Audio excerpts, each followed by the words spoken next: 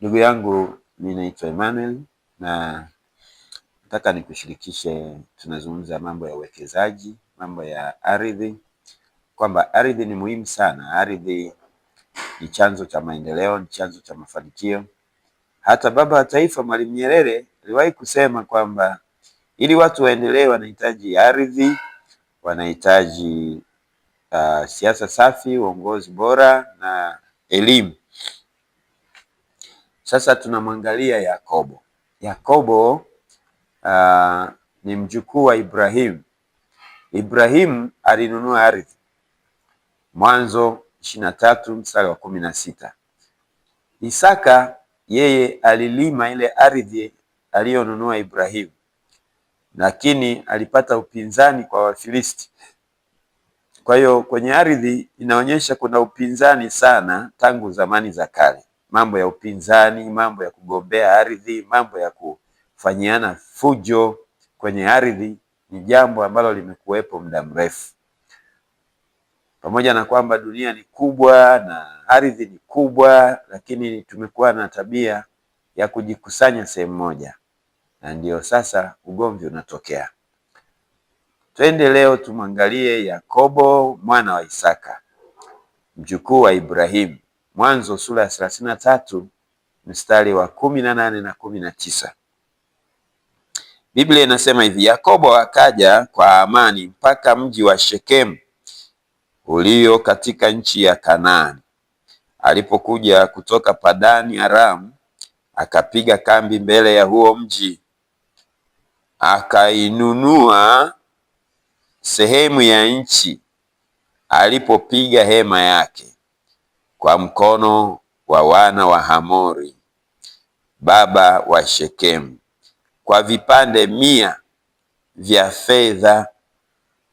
Umeona, fedha imekuwepo muda mrefu sana na imekuwa ikitumika kununua ardhi na kununua vitu mbalimbali. Kumbuka, fedha ndio madini pekee yenye uwezo wa kununua madini mengine, na inanunua hata madini ambayo yana thamani kubwa kuliko yenyewe. Kwa hiyo fedha jamani, jambo la msingi sana.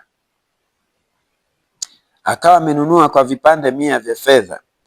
Mstari wa 20, akajenga huko madhabahu, akaita Elohi Israeli. Hao watu walikuwa watu wa ibada. Kwa hiyo kuna siri kubwa kumiliki ardhi na ibada, na kushauri usifanye mchezo na swala la ardhi.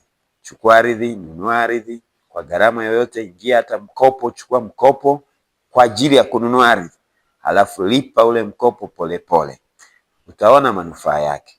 Na unaweza ukanunua ardhi leo kwa bei labda milioni 1, kipande cha ardhi milioni 2, labda eka nzima. Kuna maeneo milioni 1 unapata eka nzima, kuna maeneo 500,000 unapata eka nzima. Kwa hiyo hapa Tanzania hayo maeneo yapo. Ukitaka kujua, nitafute kwa namba ambazo unaziona hapa au linki unazoziona hapa. Kwa hiyo Yakobo akanunua ardhi. Yakobo ni mwekezaji. Yakobo ni entrepreneur. Yakobo anafuga. Yakobo ni mmiliki wa mifugo mingi sana. Kwa hiyo swala la ardhi ni negotiable.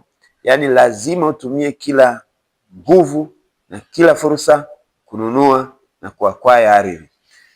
Mimi nakushauri hivyo kwamba fanya ufanyalo, miliki ardhi. Kwa kumiliki ardhi unaweza kukaribisha wawekezaji. Kwa kumiliki ardhi unaweza ukabuni mradi mkubwa. Kwa kumiliki ardhi unaweza kuanzisha kiwanda. Kwa kumiliki ardhi unaweza kufanya mambo mengi makubwa ya kukufaa. Mungu akubariki na kutakia neema ya Bwana. Usipungukiwe na chochote mpaka utakapokuwa umemiliki ardhi ya kutosha kwa ajili yako na vizazi vyako. Mungu akubariki sana. Ni Emmanuel David Shilatu kutoka King David School Arusha. Amen.